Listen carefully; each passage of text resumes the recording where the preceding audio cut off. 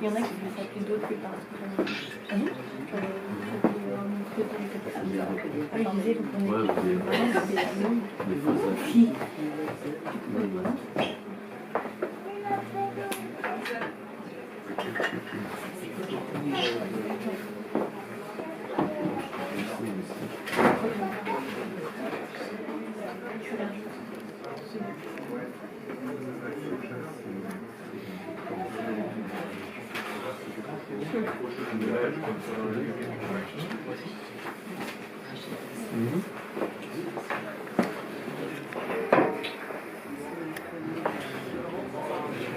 Alors, on va commencer notre rencontre. Là, il faut faire peut-être chaud.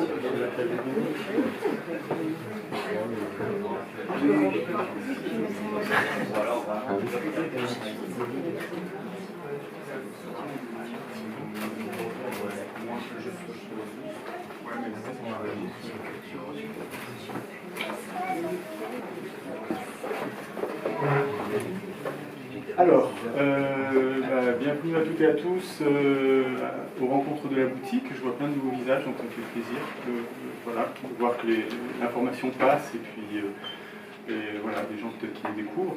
Alors, on est une boutique de DVD qui existe depuis 15 ans maintenant et on est également éditeur de DVD, plutôt que nous sommes éditeur de DVD, mais ici c'est le pôle boutique.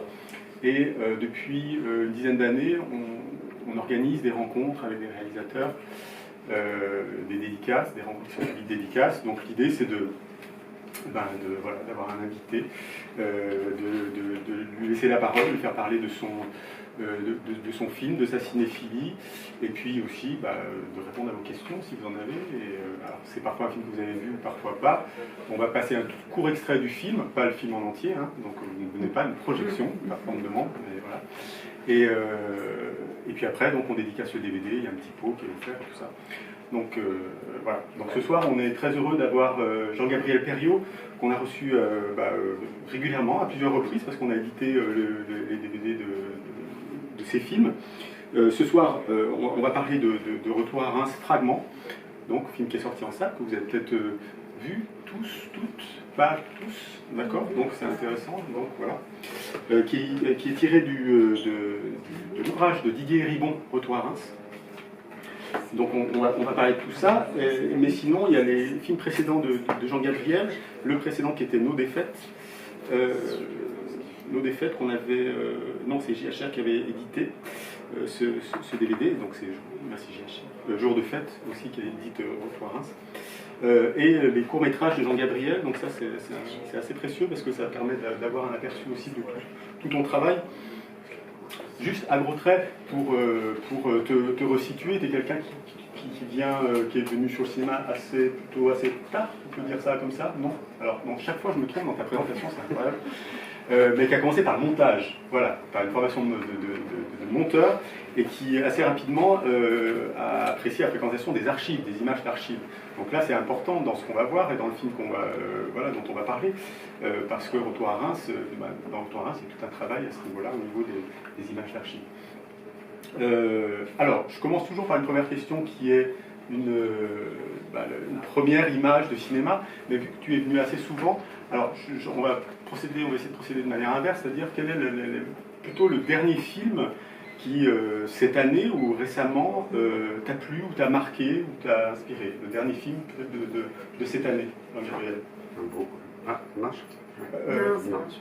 Alors, tac, ça marche pas. Tac, là ça marche pas. Oui, bonsoir. Peut-être je peux te répondre par deux films. Le dernier film qui m'a plu, c'est Sundown, qui est sorti là en août. Qui m'a beaucoup plu parce que j'ai vu des films, j'ai vu tout ce qui est sorti là cet été, je fais rarement, mais j'habite à Nice donc le choix est limité, donc j'ai vu beaucoup de mauvais films d'été. Et d'un coup il y avait ce film qui était Sundown. Il est mexicain le réalisateur, d'accord. Avec Charlotte Gainsbourg. Ah, Gainsbourg aussi, ok, d'accord. Okay. Qui fait du bien parce qu'on ne sait pas où on va, donc ça c'était... Ça m'a fait plaisir en tant que spectateur. Le dernier film qui m'a vraiment marqué, par contre, que je trouve fort, j'ai évidemment oublié le nom, dont on parlait tout à l'heure, sur l'hôpital. Ah, de Castin Taylor. Castin Taylor et Verena. Et le titre du film? Alors le titre du film, je ne me rappelle plus, parce qu'il n'est pas encore sorti en salle, donc c'est vrai qu'on l'a vu à la quinzaine, les réalisateurs à Cannes. Mais assez... Ouais, fascinant, un film quand il va sortir, allez voir, ça fait mal aux yeux, ça fait très très mal aux yeux, parce qu'il filme un hôpital à Paris, donc on voit l'extérieur, c'est-à-dire comment tout est organisé, etc., mais aussi l'intérieur des opérations avec les caméras médicales. Et c'est terrible, le film est terrible, et ça c'est pour moi un grand film parce que ça offre un regard inhabituel sur une réalité, quoi. On ne sait jamais où on va quand on voit ce type de film, et ça fait du bien. C'est très perturbant, mais ça me fait du bien. Et quand on échangeait là dehors, tu me disais que tu avais passé un été assez studieux à travailler. Alors qu'est-ce que c'est où est-ce que tu en es maintenant et dans ton travail, dans ton cinéma? Sur quoi est-ce que tu travailles, si tu as envie d'en parler? Et quel est le quotidien d'un réalisateur de cinéma? Alors là, je suis en fin de montage du prochain film, du prochain long. Pour aller vite, c'est un film en 2 parties qui commence avec des archives assez... Bon, on sait qu'on est à Sarajevo en 92, c'est à peu près la seule information qu'on ait, et les archives sont très étonnantes, très, très étranges. Et dans la deuxième partie du film qui est plus longue, c'est des interviews que j'ai menées avec les réalisateurs de ces films-là, qui à l'époque avaient autour d'une vingtaine d'années, donc entre 16 et 24 ans, qui pour la plupart d'entre eux étaient au front, soit comme soldats, soit comme filmeurs, et qui racontent ces images-là. Donc c'est des images plutôt pauvres, hein, des images filmées en DV, enfin même pas à l'époque, en petit VHS et tout ça, des films amateurs, mais qui sont... voilà, et ça, c'est un film autour de... Pourquoi on filme? Est-ce que c'est un film politique? C'était non, pas forcément. Non, sauf si on parle de politique des images, mais j'y crois moyennement. C'est un film sur les images, c'est pas un film sur comment elles font l'histoire ou pas. Ce que j'ai pas précisé, c'est que dans ton intérêt pour les images et pour les archives, moi je t'ai connu, comme beaucoup de spectateurs, t'ont connu par ton film Une jeunesse allemande, dans lequel tu retrouvais des images de la fraction Armée Rouge, la bande à Bader, et tu nous redonnais à voir un peu toute cette histoire-là, assez tragique et assez incroyable de l'extrême gauche allemande. Ton intérêt pour les archives, c'est aussi, c'est pas n'importe quelle archive, c'est des archives quand même politiques, je sais pas, mais qui ont trait à des événements historiques et politiques, dans la plupart des cas. Deuxième partie de question, comment est-ce qu'est venu ce projet-là de Retour à Reims, et comment est-ce que tu as découvert l'ouvrage de Didier Reynaud? D'accord. La première partie n'était pas vraiment une question, mais c'est vrai que j'oscille en fait sur pourquoi je fais un film, pourquoi je vais chercher des images. Souvent ça passe quand même, pas tous les films, mais souvent par des questionnements sur l'image et pourquoi elle marque ou pas l'histoire, comment ça agit, pourquoi il y a des images qui n'ont abouti à rien, et pourquoi il y a des images qui sont écrites et qui gagnent, et dont on se rappelle, qui sont marquantes, et souvent les images des vainqueurs. Il n'y a pas d'image des vaincus, et donc beaucoup de films passent par là, passent par chercher ces images pas manquantes, parce qu'on les trouve, mais il faut aller les chercher, et c'est une chose que j'interroge souvent. Et des fois, ça touche la politique par ce biais-là. Il y a d'autres films qui sont plus ouvertement politiques, parce que c'est la question de départ, et non plutôt une question sur les images elles-mêmes, ce qui est plutôt le cas de Retour à Reims. Et pour Retour à Reims, en fait, ce qui se passe, moi, je l'avais lu presque à la sortie, enfin un petit peu après la sortie, il y a longtemps. Comment ça avait fait écho en toi déjà, ce livre? Tu l'avais aimé, adoré, c'était un jalon? Je pense que quand on est un PD parisien cultureux, on s'y retrouve. Et qu'on vient des classes populaires, enfin, je partage beaucoup à une génération près d'âge, la vie de Didier, forcément, je m'y retrouvais très représenté. Et c'est ce qui m'avait marqué, moi, évidemment, parce qu'il y avait une force d'empathie. Je voyais très bien ce qu'il voulait raconter. Et ce qui se passe, c'est que des années plus tard, je reçois un coup de téléphone de Marie-Ange Luciani, une productrice, qui me dit voilà, j'aimerais faire une adaptation de Retour à Reims pour le cinéma, plutôt avec de l'image d'archives. Du coup, j'ai pensé à vous. Bon. Flatteur. Oui, mais en fait, il y a quand même beaucoup de producteurs, dès qu'ils ont une idée avec de l'image d'archives, ils m'appellent. D'accord. Je ne suis pas le seul, mais on n'est pas nombreux à travailler l'archive. Donc, et souvent, je dis non parce que j'ai mes propres films en cours et parce que. Mais là, avant que je la rencontre, alors que j'avais dit non, j'ai relu. C'était l'occasion de lire Retour à Reims. C'était juste en plus après nos défaites qui posaient des questions de classe et tout ça. Et en le relisant, la partie politique du livre que j'avais totalement oubliée est réapparue. Et c'est surtout les fragments, enfin les passages, le moment où il essaie de comprendre le geste de sa mère de voter Front National. Ce moment-là, quand je l'ai lu, ça m'a fait du bien parce que, en fait, il synthétisait des choses que je connaissais, mais d'un coup, il les cristallise toutes en passant par un personnage réel, celui de sa mère et ses contradictions. Et quand j'ai lu, ça m'a fait du bien à ce moment-là, d'un coup, de sentir ça. Et je me suis dit, bon voilà, si moi j'ai un film à proposer, ça sera celui-là, donc un film très clairement politique, dont c'est le sujet premier. Et ce qu'a accepté la productrice tout de suite, et Didier aussi, et du coup, voilà, le film est parti à partir de ça. Est-ce que tout le monde a lu Retour à Reims ou a vu pour résumer en 2 mots, Didier Ribon est un philosophe et sociologue, et Retour à Reims, c'est l'occasion de faire un retour dans la ville dans laquelle il est né. C'est au moment où son père est mourant, je crois, et c'est un moment de faire le point avec sa famille, son père, sa mère, ses grands-parents. Et avec son regard de sociologue, il étudie, il fait un retour sur les origines sociales de ses parents, de quelle classe sociale. Et donc, en parlant de son histoire personnelle, il élargit en parlant de l'histoire un peu plus large, des classes ouvrières, des classes laborieuses, au sortir de la guerre, pendant les années 60. Et l'arc que va prendre, le fil narratif que va prendre Jean Gabriel, c'est de montrer pourquoi ces classes votaient en clair PC pendant les années 60 et pourquoi elles votent Front National et Rassemblement National dans les années 80-90. Qu'est-ce qui s'est passé, quoi. Et donc, voilà. C'est vraiment l'axe que tu choisis de prendre parce que moi j'ai relu l'ouvrage et c'est vrai que l'ouvrage part sur son père, sur l'histoire de son père.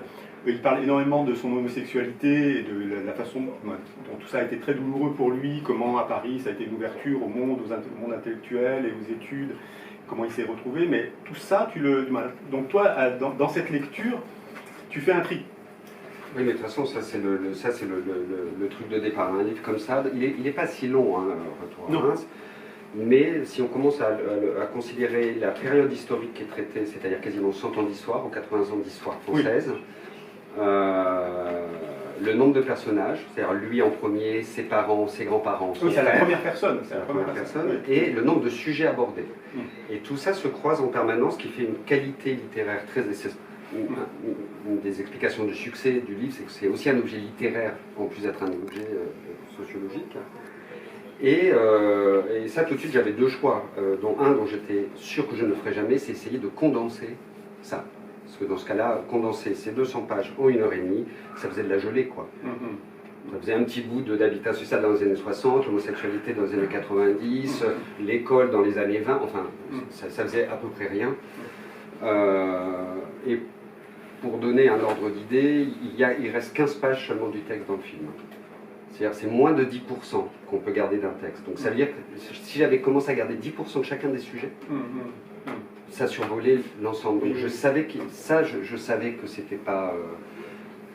en tout cas, moi, j'étais incapable de faire ça. Donc il fallait trouver un axe, et l'axe qui allait définir qu'est-ce que je choisis, mais même pour moi, parce que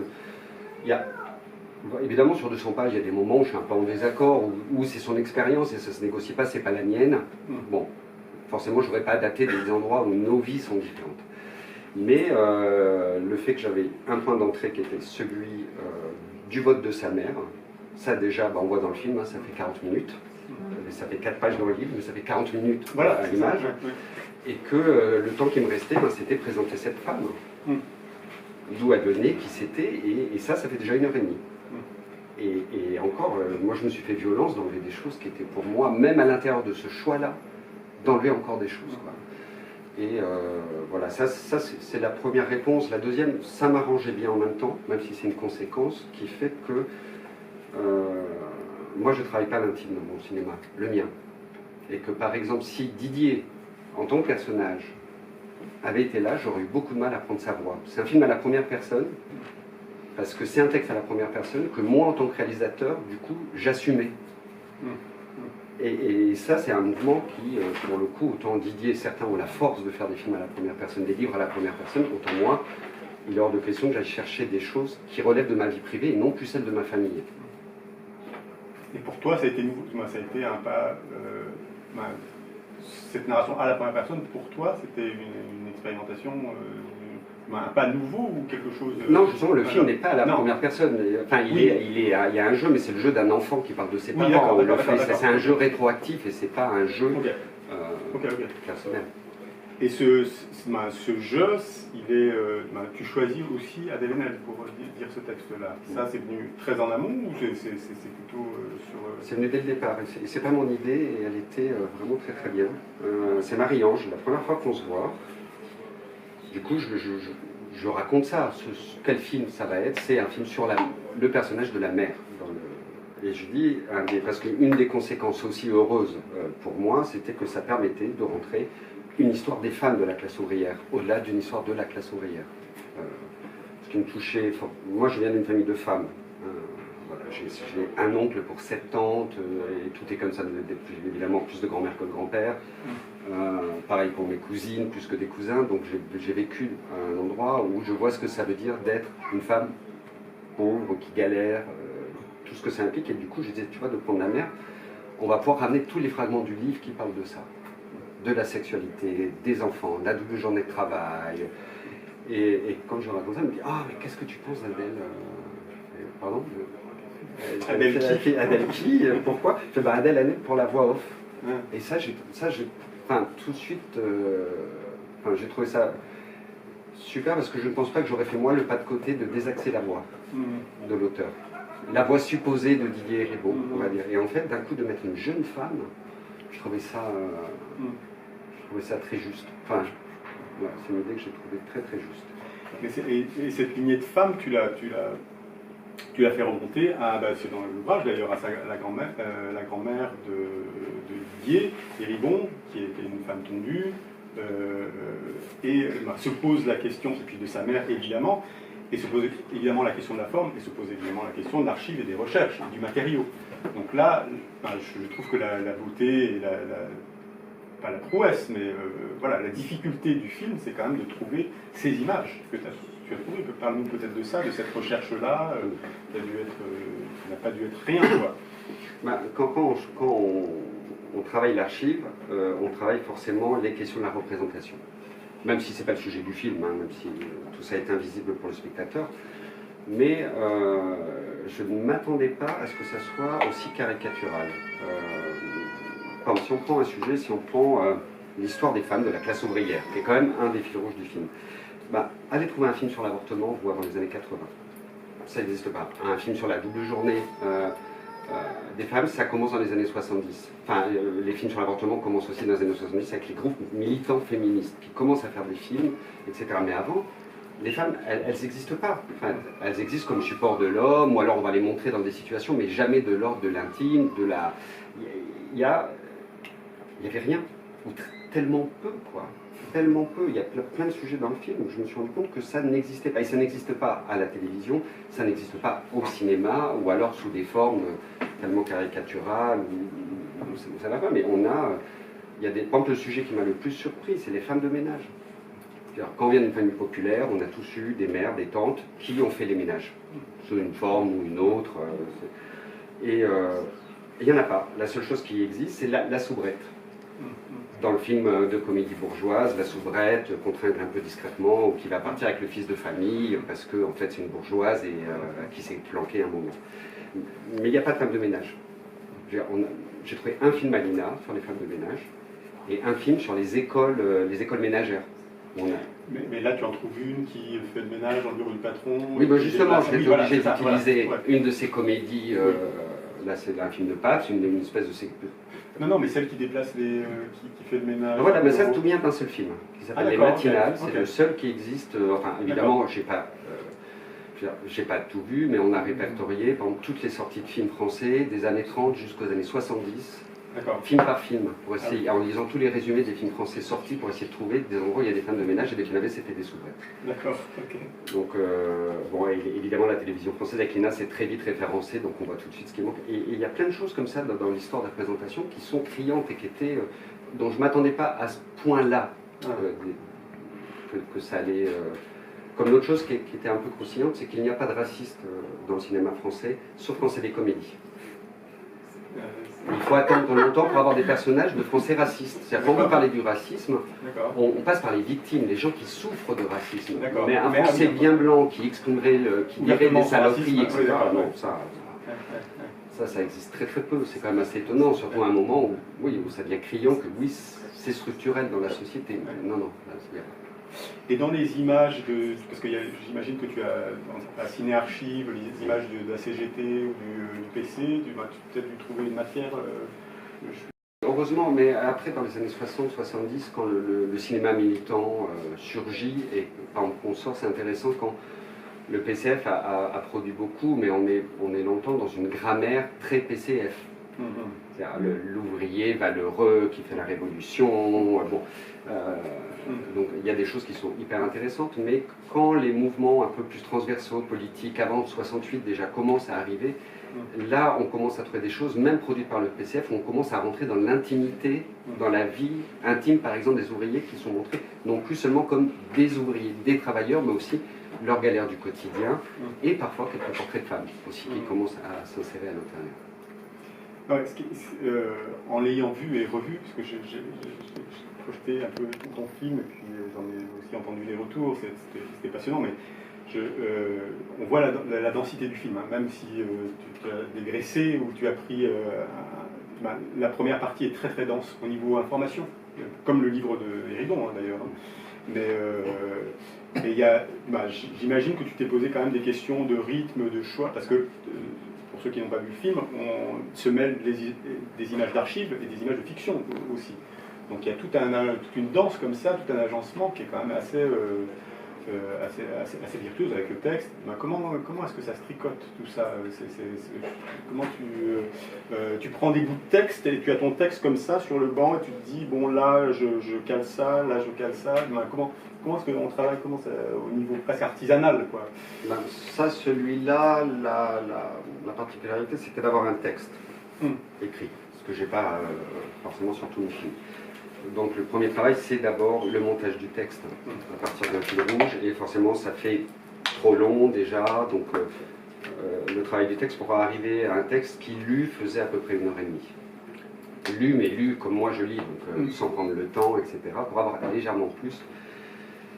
Et à partir de là commencent les premières recherches d'archives qui sont à partir de ce que j'ai moi ou ce qui est facilement accessible pour avoir. C'est-à-dire, est-ce qu'il va y avoir des endroits, identifier les endroits de difficulté qui sont clairement pour toi Oui, rapidement, parce que par exemple, si je sais que la mère a travaillé à l'usine dans les années 60, je sais que je vais avoir 40 000 films sur les usines des années 60, ça j'ai pas besoin de chercher, je sais. Les femmes tendues, je sais ce qu'ils exigent, j'ai fait un film dessus. Mais je vais regarder par après, quand même par bloc narratif, qu'est-ce qu'il peut y avoir. Et ce qui est un peu...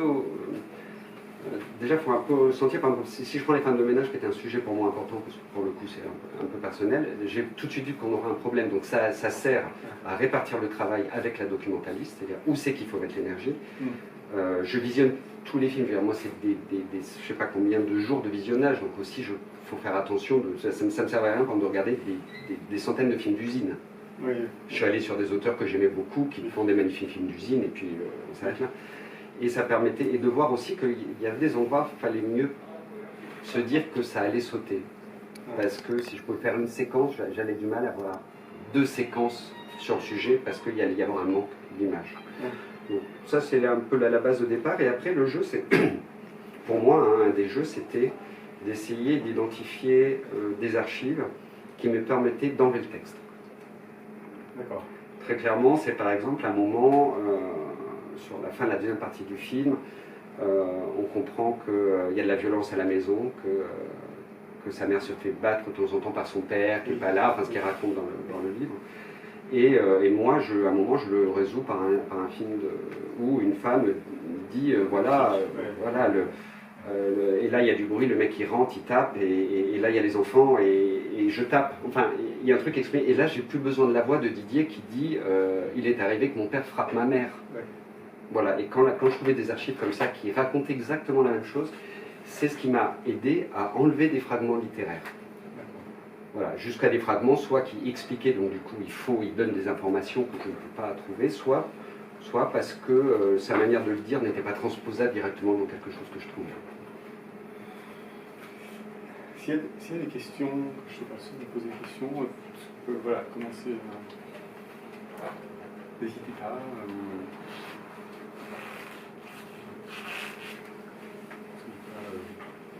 Commencez à les formuler, voilà, c'est ce que j'essaie de dire. Excusez-moi, oui. Moi j'ai une question en fait.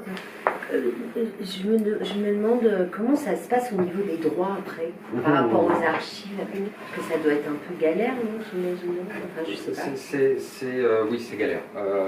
Parce que deux choses, dès le début, se mettent en place quand on cherche les films.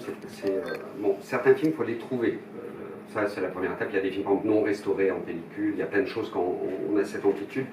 L'accès des fois au film en lui-même, c'est la première...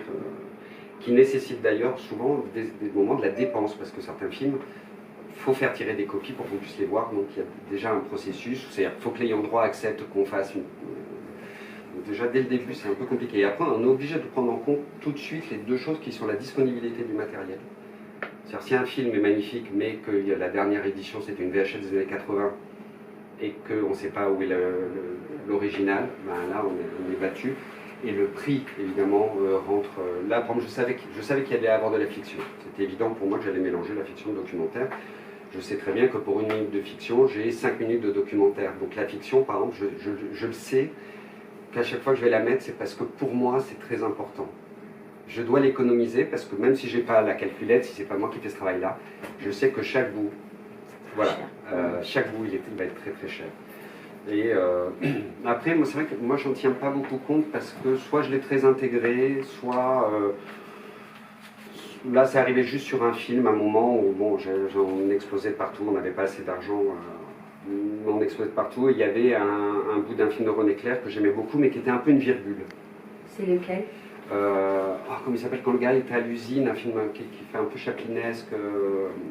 Oui, qui est en cours de restauration, parce que là, à l'époque, déjà, il fallait qu'on attende la restauration pour le... il n'a pas été réédité. Il va l'être réédité, parce qu'à l'époque, ils étaient en train de faire la restauration, et nous, on aurait pu, du coup, acheter un petit bout avant. Et ça, par exemple, c'était cher pour faire une virgule. Un petit moment sympathique dans le film qui faisait il y avait une chanson sur le travail, c'est la santé, je sais pas quoi, enfin, vraiment une espèce de blague. Mais à ce prix-là, je ne fais pas de blague. Voilà. Et ça me permettait d'acheter le reste, en fait. À un moment, c'est un peu quand on arrive au bout du budget, il faut le faire. Et il y a des films qu'on abandonne parce qu'ils ne sont plus disponibles. Alors, indépendamment des droits, alors par chance et par malchance, c'est-à-dire que les droits, c'est aussi un faux problème. C'est la vie du jeu qui est impactée par les problèmes de budget plus que mon travail. C'est-à-dire qu'un film comme ça, très clairement, la différence entre Une jeunesse allemande qui a coûté 4 fois plus cher que celui-là, alors que c'est le même travail, c'est la même durée d'archives, il n'y a pas de plus. Bon, si je me suis payé Zabriskie pour Une jeunesse allemande, ça avait un petit coup. Hein. Mais sinon, la différence, c'est qu'il y en a un, on a les droits monde pour 20 ans, tout territoire, tout support. Celui-là, on a les droits pour, je ne sais plus, déjà que pour l'Europe et pas tous les pays. Pour la durée elle est plus courte, enfin voilà, et tout est. C'est-à-dire que le film, il y a un moment, il va disparaître. Une jeunesse allemande, je pense qu'on sera tous vieux, bon, on sera passé à autre chose, quoi. Ce film-là, je ne sais plus quelle est la durée, mais ça se négocie là-dessus. Donc l'argent, il est dur dans le fait qu'on sait qu'on fait un film qui a une durée qui est périmable à cause des droits. Et ça, je trouve ça dur. En tant que réalisateur, c'est très très dur. Mais j'ai souvenir. Oui, pardon. Et du coup, comment se passe l'écriture du scénario en fait pour le documentaire? C'est-à-dire que vous avez déjà les idées de film avant d'avoir les droits, pour chercher les financements en fait, parce que j'imagine qu'avec la productrice, vous cherchez des financements, le CNC, etc. Du coup, comment ça se passe? Ça veut dire que des fois, il y a des frustrations parce que dans le scénario, vous aviez choisi des extraits de films, et puis après, c'est plus possible parce que c'est pas libre de droit ou... Non, le scénario, je ne prends pas du tout en compte le réel de ce qui peut exister ou pas. Sauf évidemment, j'indique des évidences, enfin en tout cas moi, mes souvenirs, des films, ou des films plus contemporains, ou j'écris à partir de ce que ma mémoire elle indique, mais je n'écris pas plus parce que déjà ça demande beaucoup de temps et déjà de l'argent de faire des recherches. Il faut être en production pour avoir quelqu'un qui fait les recherches. Et chaque commande a un coût, donc ça on ne peut pas le faire à l'étape du scénario. Et parce qu'il y a dans le fond quelque chose qui est impossible à écrire, c'est le montage.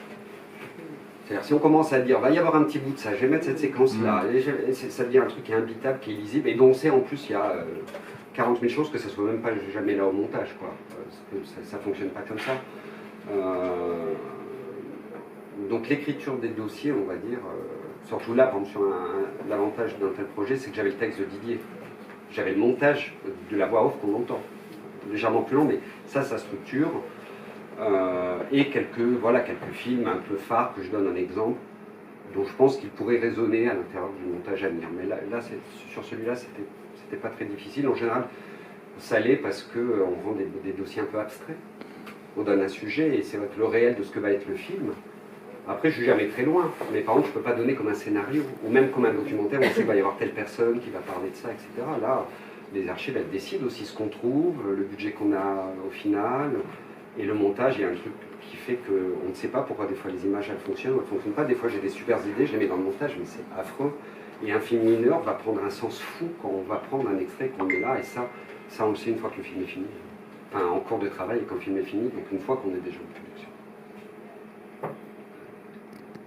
Il y a quelque chose d'assez aussi jubilatoire au niveau des supports et des différents de films, et puis la façon dont on traverse un peu l'histoire de la deuxième partie du XXe siècle, c'est les différences de supports. Quand on arrive aux années 80, on parle Non, mais la télé, les archives politiques, la télé, Antenne 2, Marchais, Le Pen, et puis on arrive, parce que ton film arrive jusqu'au Gilet jaune, donc on a aussi toute une palette de qu'est-ce que c'est l'histoire, une sorte d'histoire politique comme ça, qui part des années 40, pour arriver en 2022, ça t'en avais conscience, j'imagine. Ça c'est inéluctable. Oui. Quand on fait un film qui a cette amplitude-là et qui est quand même... bon, on revient en arrière un moment au début de la deuxième partie, on repart un peu en arrière, mais les deux mouvements sont chronologiques. Donc c'est vrai qu'il y a une histoire de la technique qui se dessine. Complètement, ouais. Là j'ai quand même triché, donc il y a une chose qui... Il y a des moments d'histoire qui sont un peu condensés, où ça va vite, quoi. Quand on arrive aux années 80, d'un coup on voit c'est moche. Ouais. La télé est affreuse, c'est dégueulasse. En plus, les conditions de conservation des images à l'INA, c'est tellement pathétique qu'ils ont rajouté du bordel à l'horreur de ce que c'était déjà. C'est-à-dire il y a eu une campagne de numérisation il y a 20 ou 30 ans où ils ont fait dans un format qui était en dessous du SD, c'est-à-dire en dessous de l'original, et qui a gardé une espèce de compression, et la plupart des bandes soit ont disparu, soit elles sont collées aujourd'hui. Elles ne sont plus exploitables. Donc ça rajoute du lait au lait, quoi. Enfin, c'est déjà que c'est pas terrible. Mais où le film triche un peu sur l'histoire des techniques, c'est que, par contre, avant le passage à la vidéo, à la télévision, on travaillait en 16 mm, sauf les directs. Mais tout le reste, même les reportages télévisés, tout ça, étaient faits en 16 mm. Et qu'en France, on a gardé ces 16 mm là. Donc nous on a fait restaurer les films qui le nécessitaient, et ce qu'on voit dans le film, il y a beaucoup de choses, c'est très très beau, mais en fait personne ne les a jamais vus comme ça, ces films-là. Les gens les ont vus à la télévision, en noir et blanc, avec les grosses lignes, et ça c'est une chose qu'on ne voit pas du tout, parce que là ils ont la qualité du cinéma, techniquement. Donc l'histoire de la télévision intervient dans les années 80, alors que ça aurait été un des sous-sujets du film, parce que si vous voulez faire une analyse, c'est qu'en fait une des plus grandes sources d'un film comme ça, finalement, c'est la télévision française, parce qu'il y avait des émissions qui montraient les conditions de vie des gens. Et pas du champ du cinéma, mais du champ... La télévision était beaucoup plus pluraliste, par exemple, que ce qu'elle est aujourd'hui en termes de contenu. Il y a toutes les grands ensembles, les banlieues, la naissance des banlieues, toutes ces images-là, il y a des interviews qui sont des entretiens qui sont assez incroyables, je trouve, tant au niveau des images, des choses que je n'avais pas vues. Et ça, tu le trouves dans quel type d'émission? C'est quel... moi j'ai beaucoup utilisé par exemple une émission qui s'appelait Aujourd'hui les femmes, qui était une fois par semaine, avec des choses très belles, où en fait, c'est un cinéma presque un peu anthropologique, où les équipes vont passer du temps dans des situations avec des femmes précises. Alors évidemment, ça peut être la starlette du moment, bon, des choses comme ça, mais il y a aussi une famille, 2-3 femmes dans le Nord. Quand on voit, il y a un moment, il y a un extrait avec des jeunes filles qui sont à l'usine de pêche. Et c'est un film sur les jeunes filles de 16 ans à Boulogne. Et en fait, ils passent beaucoup de temps avec les gens qu'ils interviewent. Et c'est magnifique. Et ça, c'était toutes les semaines. C'est pas aujourd'hui, madame, plutôt non, c'est avant. Alors je me confonds, je dois mélanger les deux. Ça, c'était une émission qui était avant Aujourd'hui Madame. Il y a Femme dedans. Après, je regarde le générique. Je l'ai un peu oublié. Et il y avait aussi 16 millions de jeunes. Ça, pareil, quasiment toutes les semaines, où il y avait des situations très différentes, mais dans le monde entier. Mais il y avait quelques films sur la jeunesse française. Et là, on trouve des choses qu'on ne trouve même pas, donc même dans le cinéma, documentaire, politique de l'époque. Est-ce qu'on passe un petit extrait peut-être du film que les gens qui... Alors moi j'avais calé, alors je ne sais pas si vous avez dit, mais il y a le chapitre qui commence à la chaîne. Vas-y. Ça va, donc le chapitre, alors le temps qu'on cale, voilà.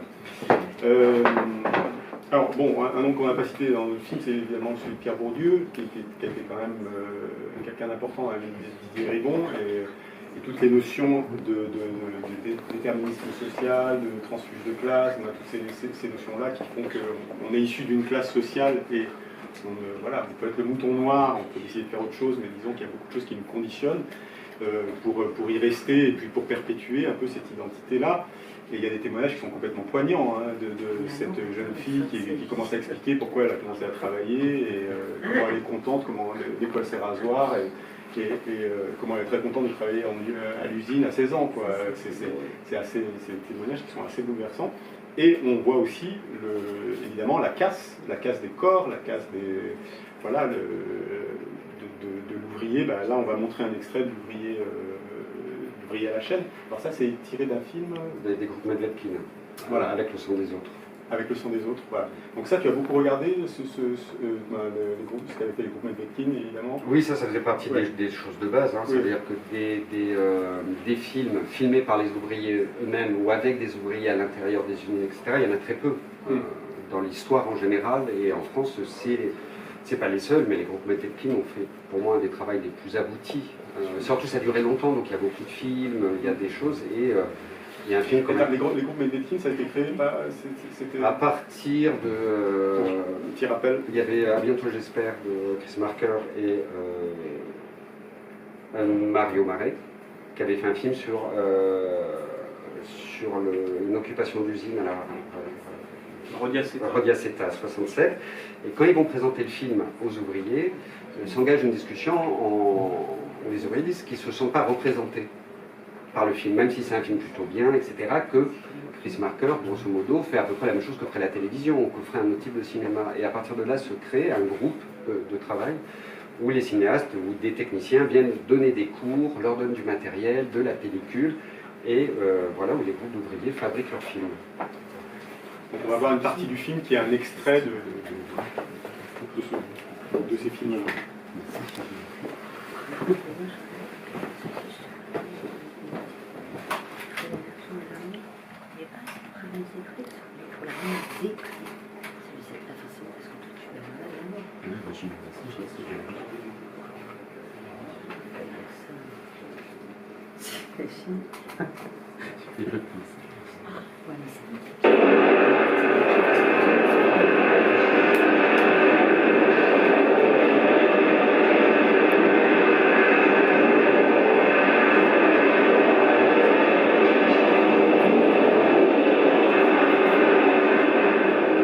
Tu ne penses plus au travail que tu fais.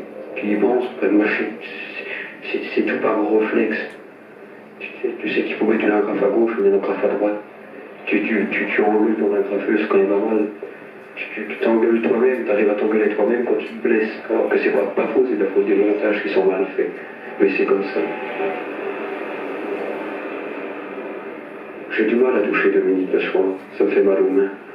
La gamine, quand elle change, je peux pas lui dégrafer ses boutons. Tu sais que t'as envie de pleurer dans ces boutons-là. Ils ont bouffé les mains. J'ai envie de faire un tas de choses, et puis je me vois matin avec un marteau, je sais taper mon cerveau. C'est tout ça, tu comprends. T'as du mal à écrire, j'ai du mal à écrire. J'ai de plus en plus de mal à m'exprimer. Ça aussi, c'est la chaîne. C'est dur de... Quand t'as pas encore pendant le verre, t'as tellement de choses à dire que t'arrives plus à les dire, que les mots, ils arrivent tous ensemble dans la bouche. Et puis, tu bégayes, tout t'énerve, tout t'énerve, tout. Et ceux qui t'énervent encore plus, c'est ceux qui parlent de la chaîne. Puis qui ne comprendront jamais que tout ce qu'on peut en dire, que toutes les améliorations qu'on peut lui apporter, c'est une chose, mais que le travail y reste. C'est dur la chaîne. Moi maintenant, je ne peux plus y aller, j'ai la trouille d'y aller. C'est pas le manque de volonté, c'est la peur d'y aller. La peur qui me mutile encore davantage. La peur que je puisse plus parler un jour, que je devienne muet. C'est de la survie qu'on fait. De toute façon, la moyenne de vie à l'Ouest, c'est de 59 ans. Mon père travaillait en usine jusqu'à 56 ans, quand il fut mis en pré-retraite sans qu'on lui demande son avis, la même année que ma mère, à l'âge de 55 ans. Tous deux rejetés par le système qui les avait exploités sans vergogne. Lui, désemparé de se trouver désœuvré. Elle, assez heureuse de quitter un lieu de travail, où les tâches étaient harassantes à un point que ne peuvent imaginer ceux qui n'en firent jamais l'expérience. Et où le bruit, la chaleur, la répétition quotidienne des gestes mécaniques ronge à petit feu les organismes les plus résistants. Le rythme de travail était à peine imaginable dans cette usine, comme dans toute usine. C'était déjà extravagant, quasi inhumain. Mais comme une bonne partie de leur salaire se composait de primes liées au total quotidien, ma mère et ses collègues parvenaient à doubler ce qui était requis. Le soir, elle rentrait chez elle fourbue, lessivée comme elle disait, mais contente d'avoir gagné dans sa journée ce qui nous permettrait de vivre décemment. Quand je vois aujourd'hui ma mère, le corps perclus de douleur liée à la dureté des tâches qu'elle avait dû accomplir pendant près de 15 ans, debout, devant une chaîne de montage avec le droit de se faire remplacer 10 minutes le matin et 10 minutes l'après-midi pour aller aux toilettes, je suis frappée par ce que signifie concrètement, physiquement, l'inégalité sociale. Et même ce mot, inégalité, m'apparaît comme un euphémisme qui déréalise ce dont il s'agit. La violence nue de l'exploitation. Un corps d'ouvrier, ce qu'est la vérité de l'existence des classes. Comment est-ce que vous pouvez nous décrire le travail que vous faisiez à la Mulca? Ben, je vous dis, c'est des pommes de terre, des légumes, et puis on les triait. Ça arrivait, vous savez, sur des tapis rouleurs. Mais je faisais aussi bien apporter des sacs. Vous portiez des sacs? Oui. Vous-même? Oui. Quel est le poids de ces sacs? Ben, c'était des 25 kilos. La première fois qu'on vous a demandé de porter un sac de 25 kilos, par exemple, qu'est-ce que vous avez pensé? Ben, qu'est-ce que vous voulez? C'était ça, c'est que j'avais cherché du travail partout, puis j'avais du mal à en trouver, alors je faisais ce que je pouvais. Hein. Je le faisais. À quel âge avez-vous commencé à travailler? Oh, j'étais jeune. Hein. À ce moment-là, on travaillait 13 ans. Hein. 13 ans, on commençait à travailler. Et depuis, vous n'avez pas arrêté de travailler ou vous avez eu des périodes simples? Non, je travaillais, j'ai fait des ménages, j'ai arrêté, j'ai gardé mes petits-enfants aussi. Un bon moment, j'ai gardé mes petits-enfants. Est-ce que ça vous arrive de prendre des vacances? Jamais. Est-ce que vous croyez que ça peut s'améliorer un jour pour arriver à ce que vous souhaitez? Peut-être, on ne sait pas. Hein. Peut-être un jour. Que les jeunes seront peut-être moins bêtes que nous, ou je sais pas. Alors pour moi, l'avenir, c'est d'abord plus de chômage.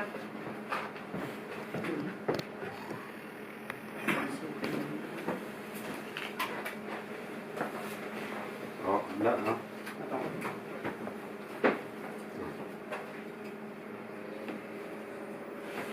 Là, tout à l'heure, quand on parlait de scénario, ça, par exemple, Madame Mulca, là, c'est quasiment tout le film, hein, il y a juste une petite introduction.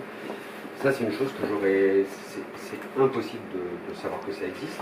C'est juste en regardant là les banques de données de Cinéarchive, donc les fonds du PCF et de la CGT, où j'éclusais tout, quoi. Et à un moment, je vois ce petit film de 5 minutes, alors hyper dégueulasse. C'est un des films sur lequel j'ai passé le plus de temps à restaurer, pour le rendre un peu moins pire que ce qui est... C'est une des premières vidéos, là, double, avec donc la qualité est affreuse, mais ça m'a tellement bouleversé, quoi, cette femme, et c'est la chose qu'on peut pas prévoir, c'est-à-dire pourquoi d'un coup il y a un film de fiction, pourquoi il y a un film Edward qui est juste magnifique, la séquence des mains, etc., mais que dans une image aussi pauvre que celle de Madame Milka, en fait, en tout cas pour moi, il y a une émotion, une vérité, il y a un truc, et ça on ne peut pas prévoir, on ne peut jamais prévoir sur ce qu'on va trouver, comment ça va réagir, et que même une image aussi dégueulasse, aussi rien, c'est-à-dire il n'y a pas de cinéma, c'est une interview qui est juste enregistrée, moi c'est un des plus beaux extraits, personnellement, du film, c'est mon extrait préféré, c'est-à-dire toute la première partie est construite pour qu'on arrive à elle, à cette dame-là. Il y a un journaliste qui pose de bonnes questions aussi. Ça honore la télé quand même. Ça, c'est pas la télé. Ouais. Non, ça, c'est du film militant, PCF. Ah ouais. D'accord, c'est autre chose. Ce qui est très très beau, c'est quand même le montage avec la séquence justement Medvedkin, qui est quasiment cinématographique. Enfin, ces machines, ces couleurs, cette force, cette puissance. On se croirait dans un film d'Eisenstein. Enfin, il y a un côté comme ça très très. Et effectivement, enfin, le montage que vous faites derrière, enfin. C'est ce dialogue entre ces deux séquences, parce que c'est vrai qu'il n'y aurait que la séquence de cette femme, ça n'aurait, enfin voilà, le montage et le texte d'Ada Lenel, enfin vraiment c'est un très très bon moment, voilà, mais ça c'est votre travail. Et puis ce qui est fabuleux, c'est que c'est le corps, quoi. C'est le corps qui parle, ce corps qui est... Ouais, bah le corps abîmé, le corps estropié. C'est comme les mains aussi, quand il parle des mains, qu'il ne peut pas changer. Oui, mais c'est du texte, on est dans du texte. Nous, on oui, se représente. Mais ça amène complètement. Voilà, c'est que il y a vraiment comme ça une espèce de petit miracle de montage à ce moment-là. C'est vrai que ça, c'est ce que disait Didier quand il voyait le film. Hein. C'est l'endroit de différence entre la possibilité de l'écriture ou de l'image, c'est les corps. Il décrit ce que ça fait sur le corps de sa mère, mais soit on a quelqu'un dans sa famille ou quelqu'un qu'on connaît qui a vécu un corps, qui a un corps usé par le travail, donc on arrive à se projeter.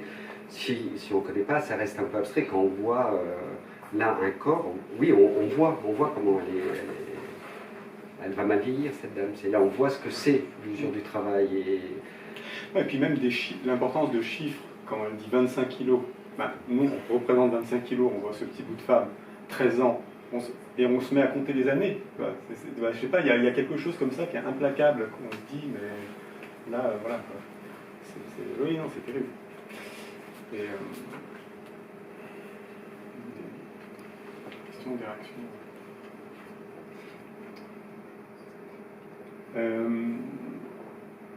Le film, si on avance dans le film, si on arrive à ta dernière partie, qui est pour le coup qui n'est pas raccord avec le bouquin. Non. Voilà. Donc on arrive, l'épilogue, comme c'est la troisième partie, c'est l'épilogue, je crois, où tu nous parles des luttes actuelles, des gilets jaunes, pour le climat, il y a une sorte de... Alors il y a quelque chose qui est plein d'énergie, qui est assez bouillonnant, en même temps qui s'est mêlé à la répression d'État, les violences policières, donc c'est assommant au sens propre et figuré. Je sais qu'en finissant les projections, j'avais des spectateurs qui étaient un peu en me disant, moi je trouve que le film tirait plutôt vers le haut, vers une envie de révolte, mais je pense que ça a été en disant, oui, pour ce résultat-là, où il y avait toutes ces choses mêlées aussi. Donc comment tu l'as construit? Pour toi c'était évident de le faire arriver jusqu'à nous, ce mouvement? Oui, pour plusieurs raisons. La première, c'est que le livre, quand même, a 20 ans. Il y a des choses qu'il fallait un peu pas réactualiser, mais il fallait ramener à aujourd'hui, à notre aujourd'hui à nous, et pas... 2009, donc 10 ans, quand j'ai commencé le film, 11 ans.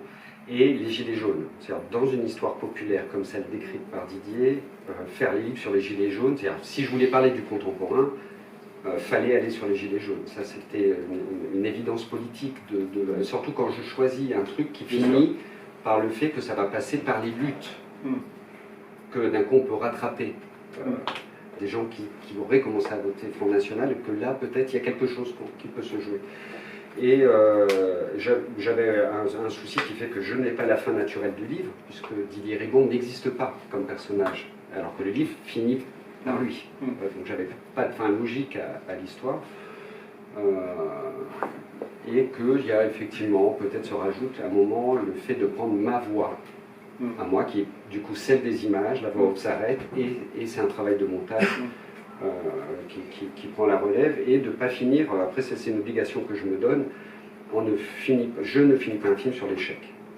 C'est impossible de finir un film qui s'arrêterait juste après les années 80, où d'un coup une partie de la classe ouvrière commence à voter Front National, et on s'arrête là. Il suffit d'ouvrir le journal tous les jours pour que ça soit assez déprimant, on n'est pas au cinéma pour se dire qu'elle a gagné Marine Le Pen ou son père avant elle, quoi. Enfin, il faut contrebalancer ça, c'est-à-dire voir ce qui fait encore résistance à ça.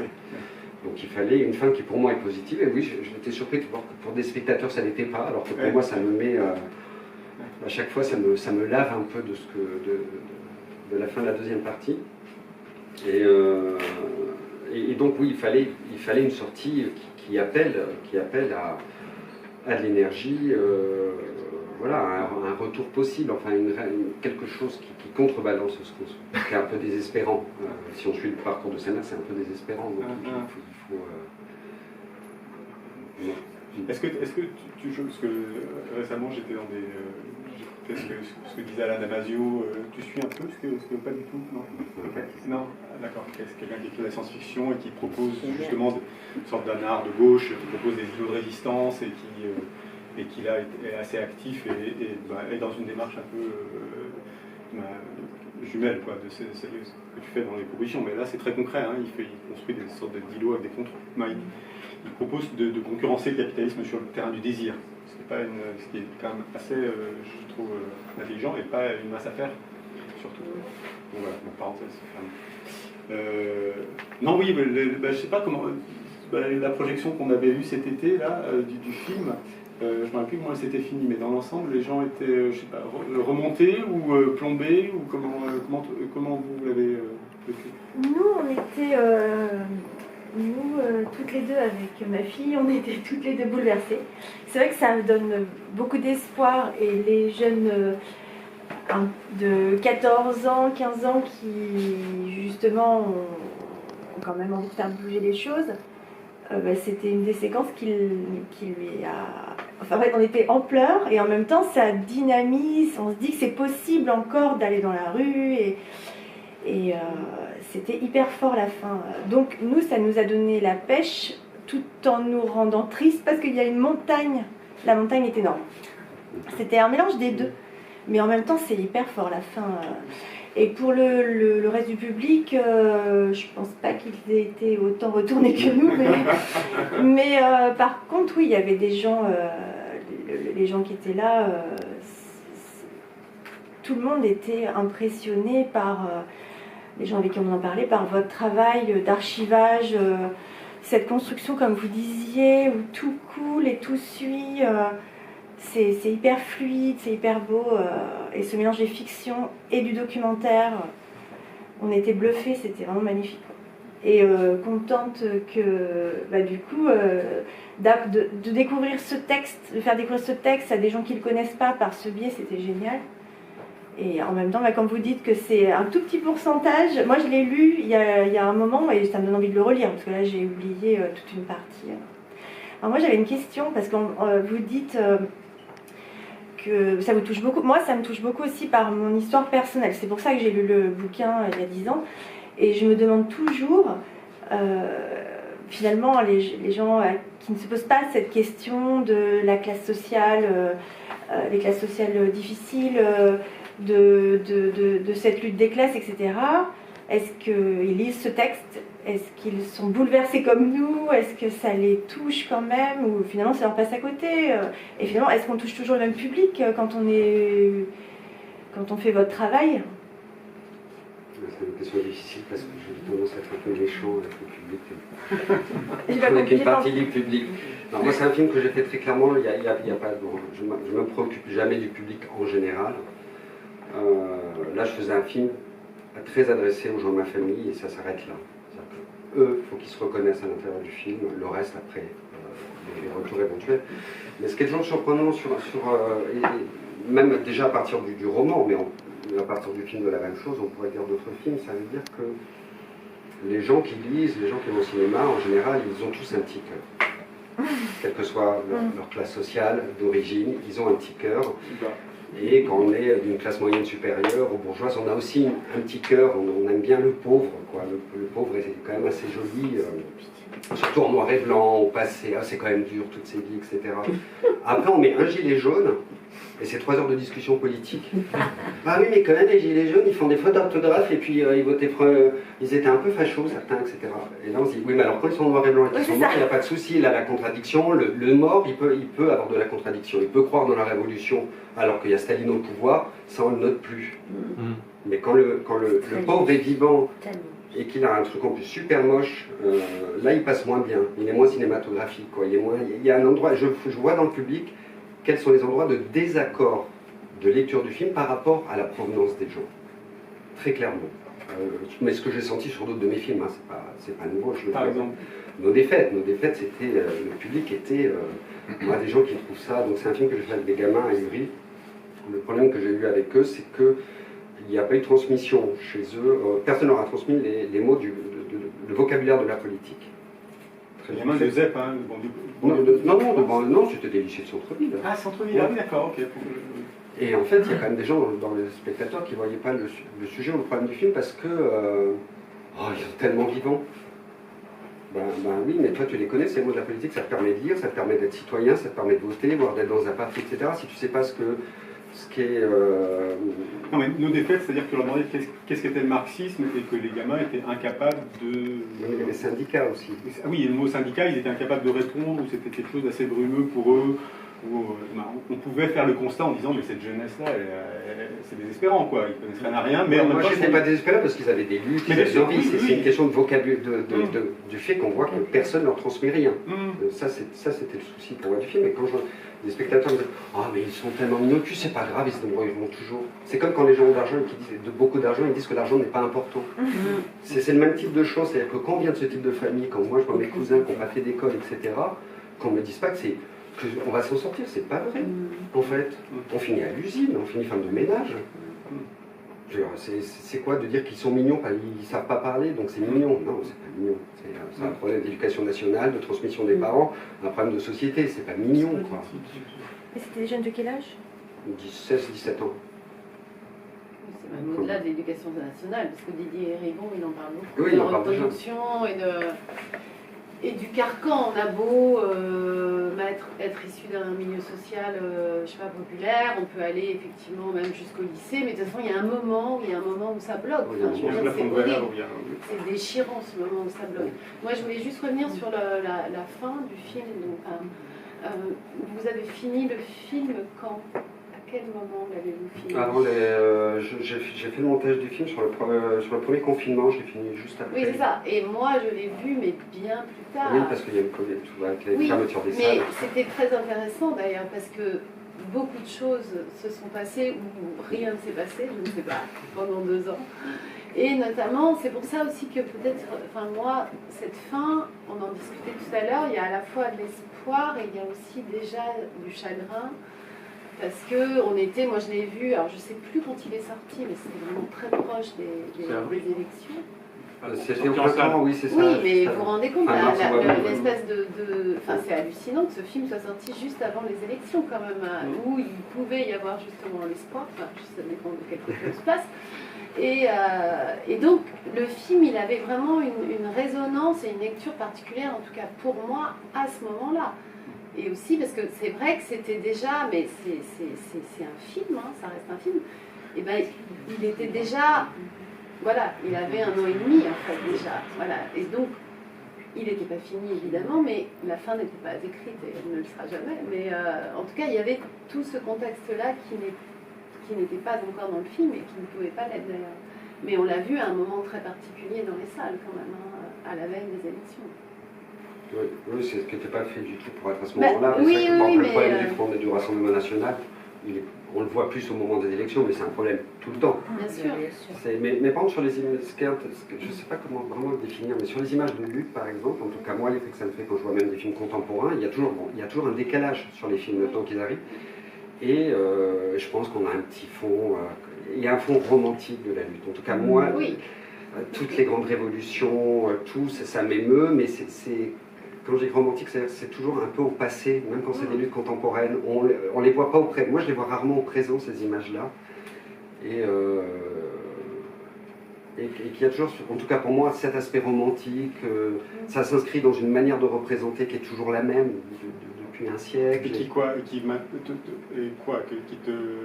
plaît, qui te lasse Non, c'est comme le drapeau rouge à l'international, ça marche toujours. En tout cas, pour moi, ça marche toujours. Pour toi, c'est un moteur. Mais du coup, dès que je mets des manifs comme ça qui s'enchaînent, pour moi, ça me crée un endroit de...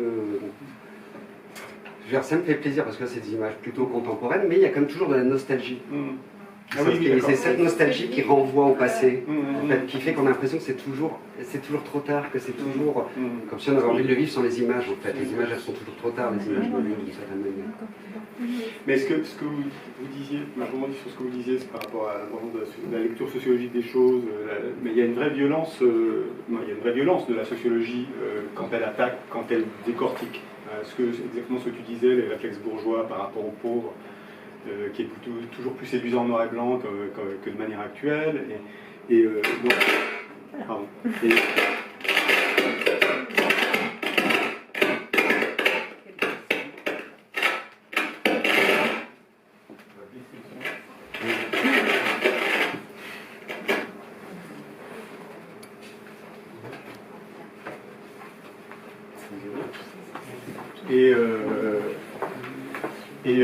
Moi, je vous conseille, pour ceux qui ne l'ont pas lu, de lire, on en a, le livre de Didier Héribon, qui montre même des anecdotes.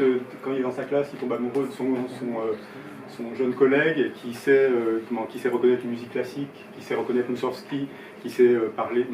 Il se rend compte de la classe d'où il vient et de toute la différence, tout le fossé, l'océan qui le sépare voilà, mais très tôt, très jeune. Et comme Bourdieu, moi un été j'avais relu et j'avais enchaîné avec l'esquisse d'une auto-analyse de Bourdieu, où lui il vient du Béarn, il monte à Paris, il est à Normal Sup, je crois, et il se rend compte de l'écart, qu'est-ce que c'est d'avoir un accent du sud-ouest quand on est face à des Parisiens, toutes ces choses-là. Après lui, il l'a théorisé, il l'a analysé, et je trouve que c'est essentiel.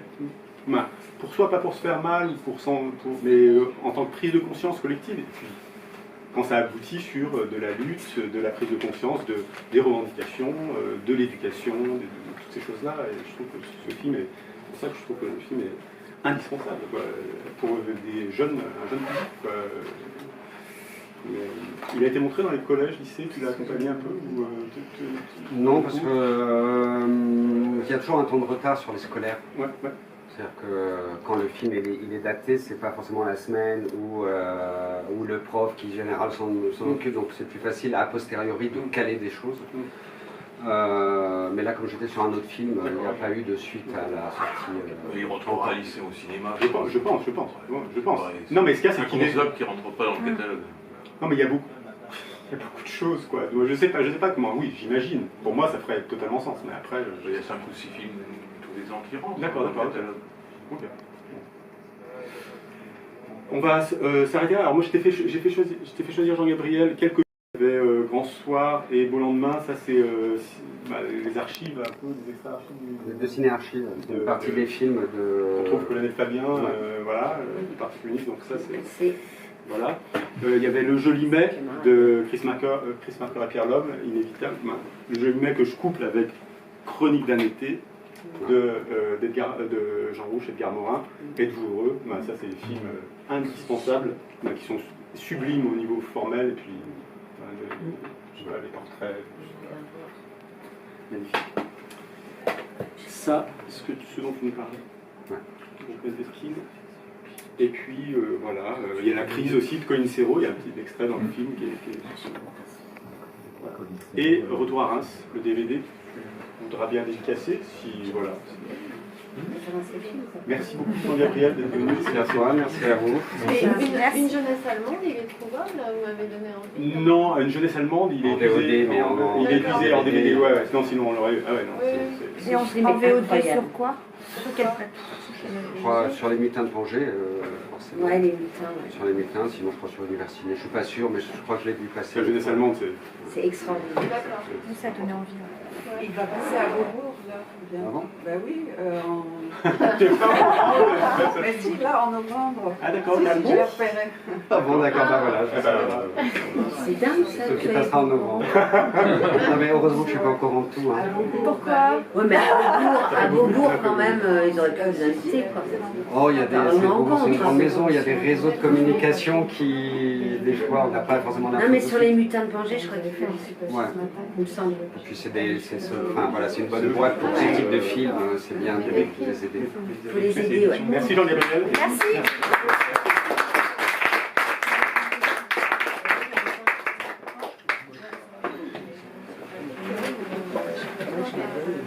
On offre un petit pot si voilà.